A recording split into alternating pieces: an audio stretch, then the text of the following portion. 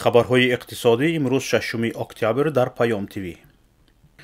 از آغاز موسم پخته‌چینی تا 1 اکتبر سال جاری در تاجیکستان حدود 196,000 تن پخته خام جمع آوری شده است. طبق اطلاع وزارت کشاورزی تاجیکستان امسال در میدان 181,541 هکتار پخته کاشته شده است.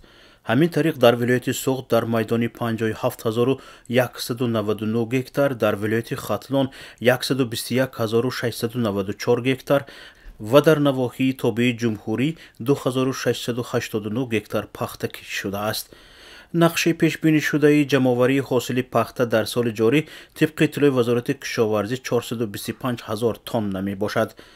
ضمناً تا 1 اکتبر در کشور 195,764 تن و 500 کیلو پخته چیده شد. در ولایت سوغد 55,863 تن، در ختلان 137,476 تن و در ناحیه‌های تابع جمهوری 2,426 تن پخته جمع آوری شده است. در 6 ماه سال روان واردات ماشین به تاجیکستان زیاد شده است. افزایش واردات نقلیات سبکرو پس از برداشته شدن محدودیت‌های وابسته به کووید 19 امکان پذیر شده، اما با وجود زیاد شدن نقلیات نرخ آن بالا رفته است.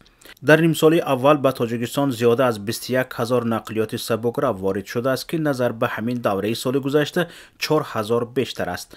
از حساب واردات ماشین به بودجه کشور 8,200,000 دلار مبلغ وارد شده است. بیشترین ماشین ها در تاجیکستان استحصال کشورهای اروپا، کره جنوبی و ژاپن هستند. بجز از گران ارزش ها، اکثر ماشین هایی که به تاجیکستان آورده می شوند دستی دوم می باشند. یک قسم ماشین ها را بعد وارد کردن در ولایت سوغد تامین کرده بعداً وارد بازار می کنند.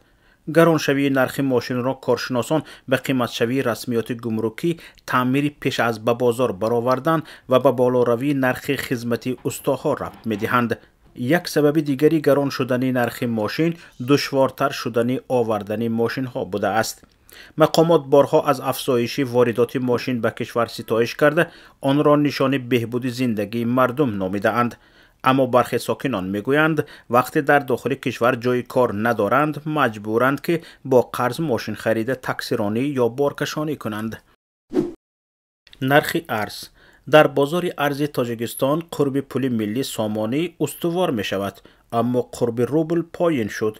طبق اطلاع بانک ملی تاجیکستان ارزش پول روسیه در بازار ارز کشور کمی کاهش یافته حالا 100 روبل 16 سامانی و 65 درم ارزش دارد. این در حالی است که یک روز قبل در کشور 100 روبل 16 سامانی و 80 درم ارزش داشت. طبق اطلاع بانک ملی در بازار ارز برای 100 یورو 1010 سامانی و 55 درم می دهند. در همین حال وضع پول آمریکایی بدون تغییر مانده است.